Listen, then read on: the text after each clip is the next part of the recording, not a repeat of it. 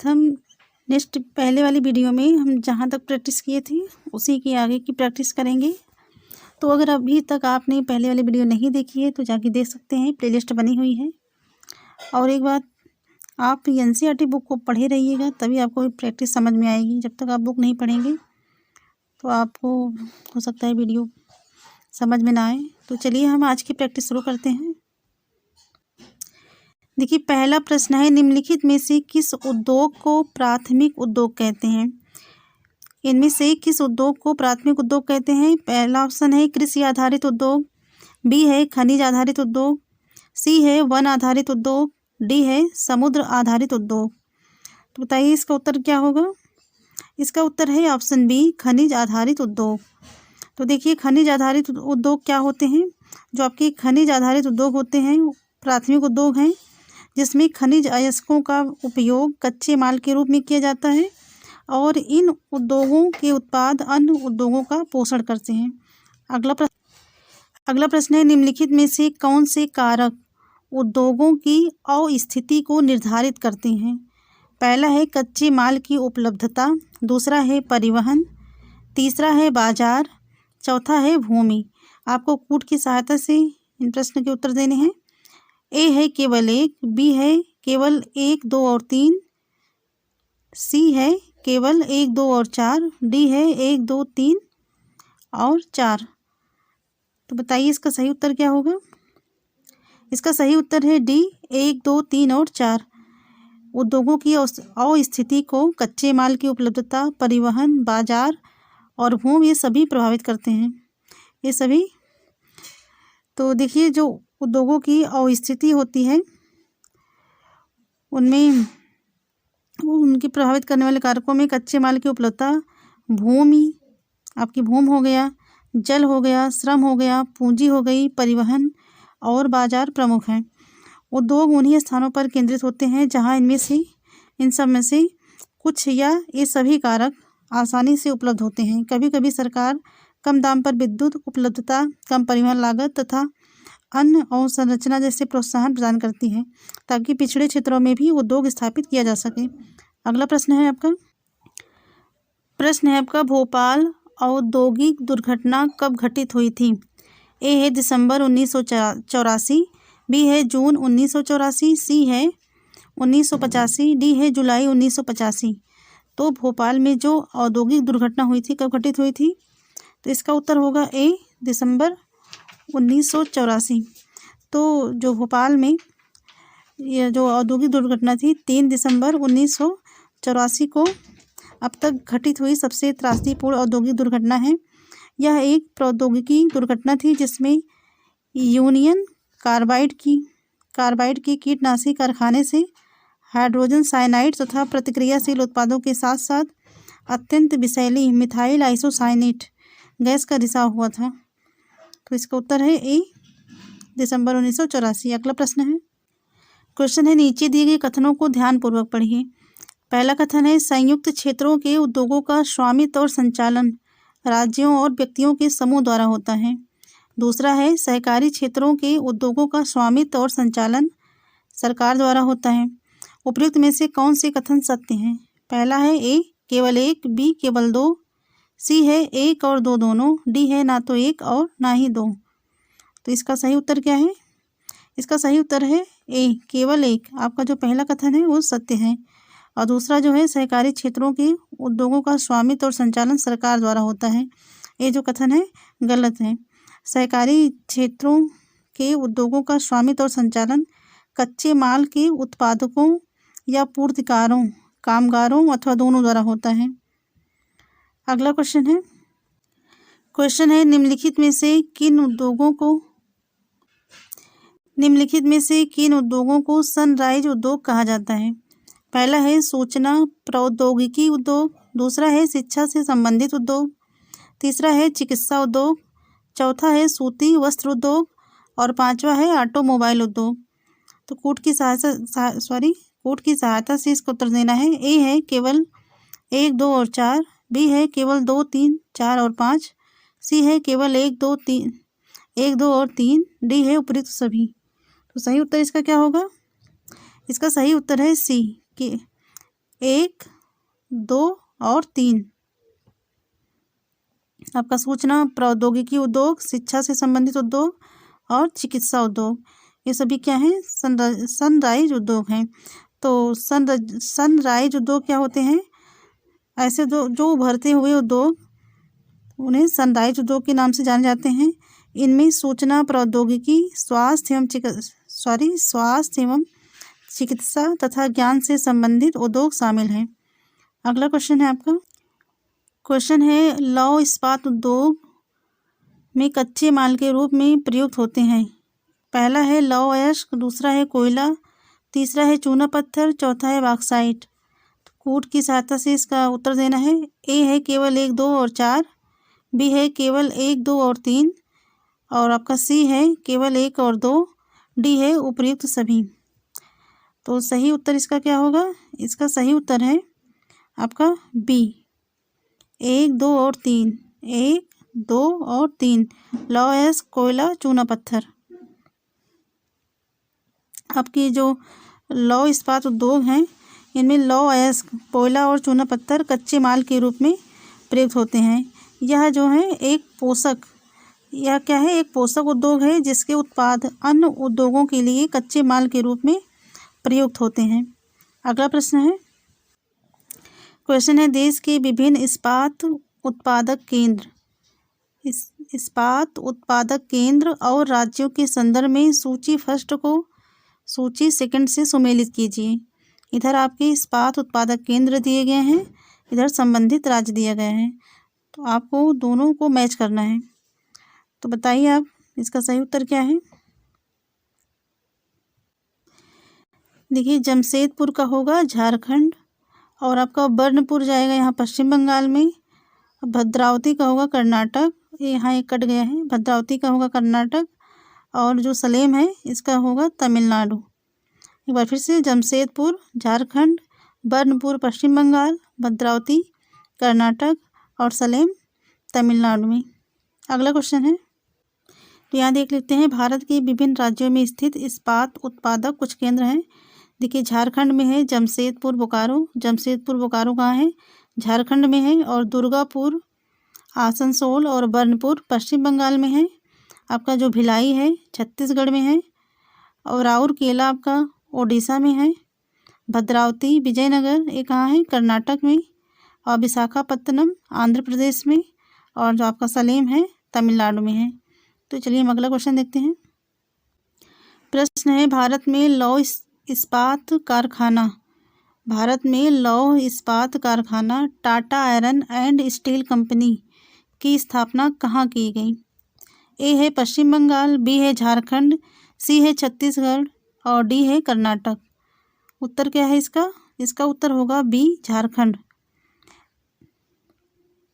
देखिए, Tata iron and steel company, इसकी जो स्थापना है वर्ष 1907 में JN टाटा ने टिस्को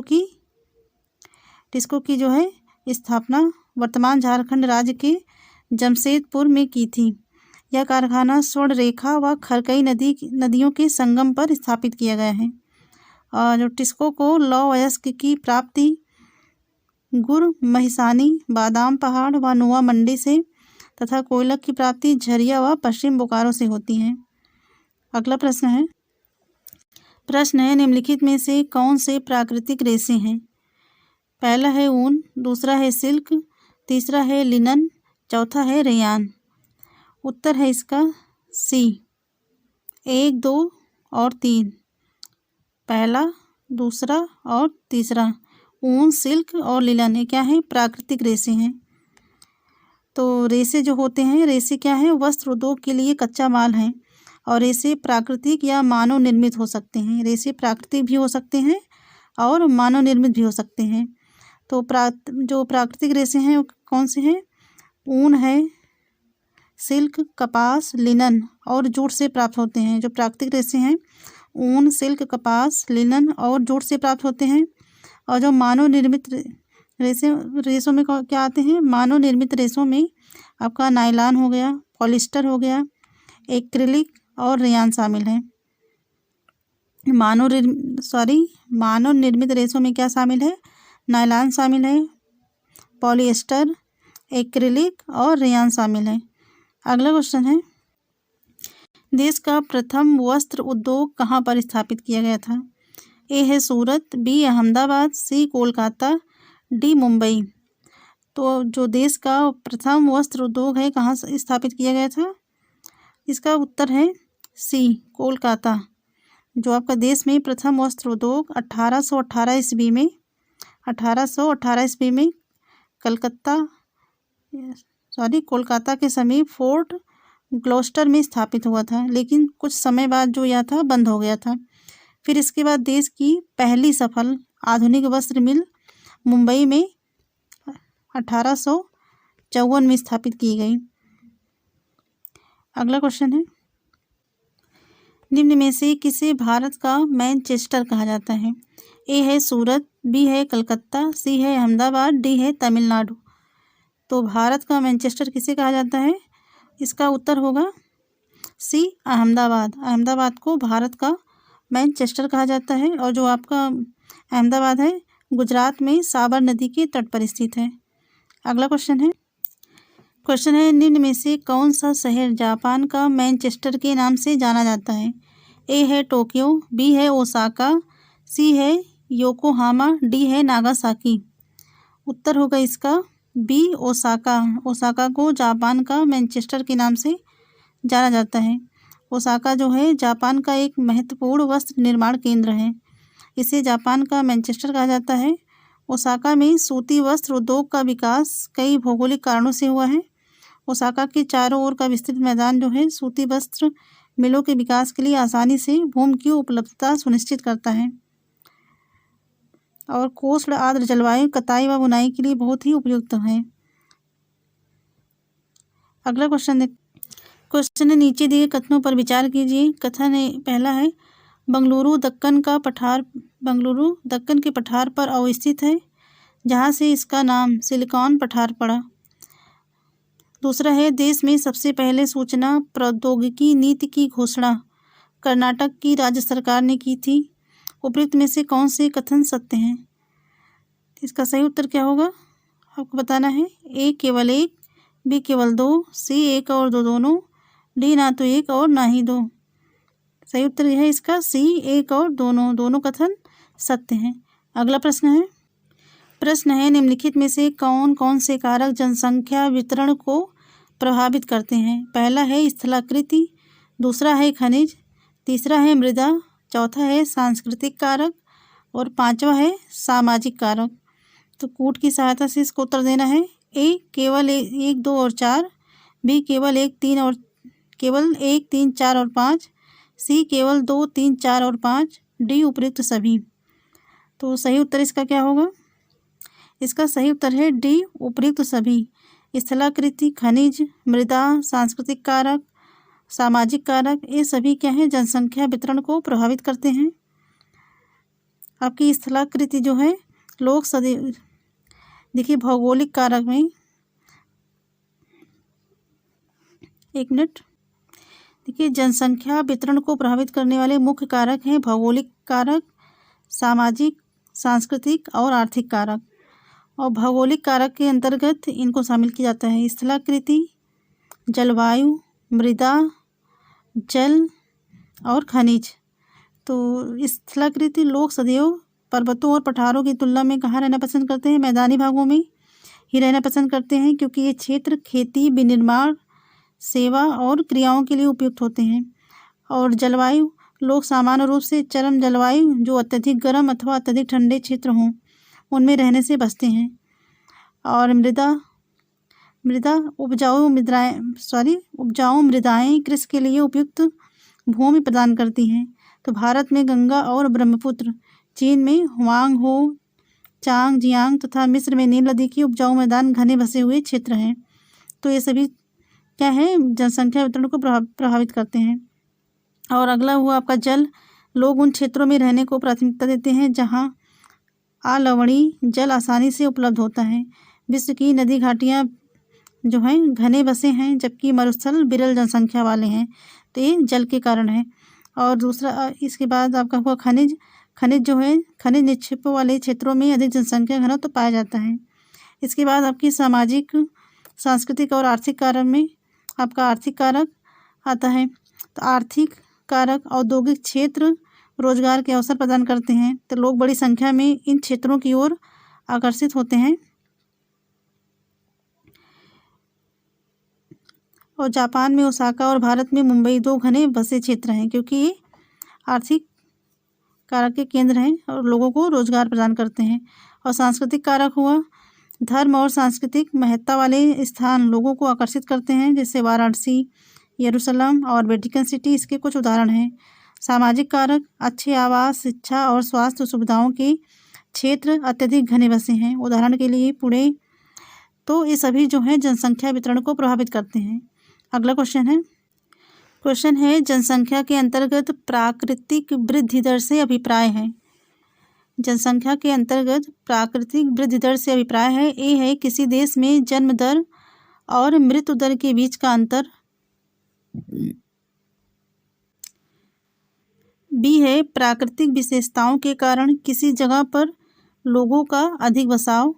सी है किसी देश में स्त्री एवं पुरुष जनसंख्या के बीच का अंतर। डी है किसी देश में एक वर्ष में जन्म लेने वाले बच्चों की जनसंख्या। उत्तर क्या होगा इसका? उत्तर है इसका ए। प्राकृतिक वृद्धि दर से क्या अभिप्राय है? किसी देश में जन्म दर और मृत्यु दर के बीच का अंतर। अगला क्वेश्चन है निम्नलिखित कथनों पर विचार कीजिए।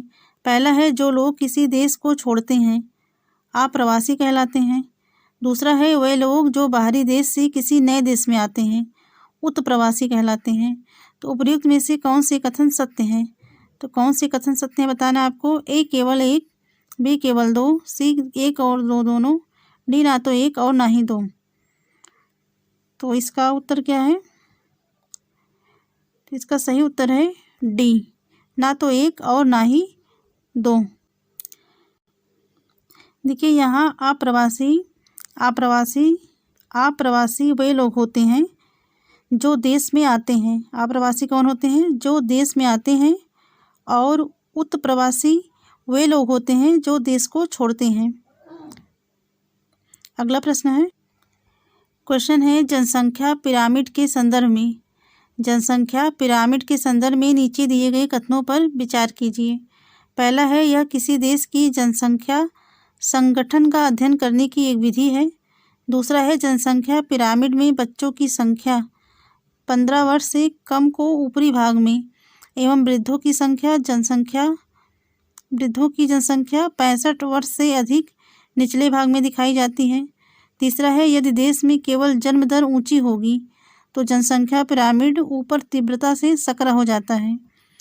तो उपयुक्त में से कौन से कथन सत्य हैं बताना है आपको। ए है केवल एक, बी केवल एक और तीन, सी केवल दो और तीन, डी उपयुक्त सभी।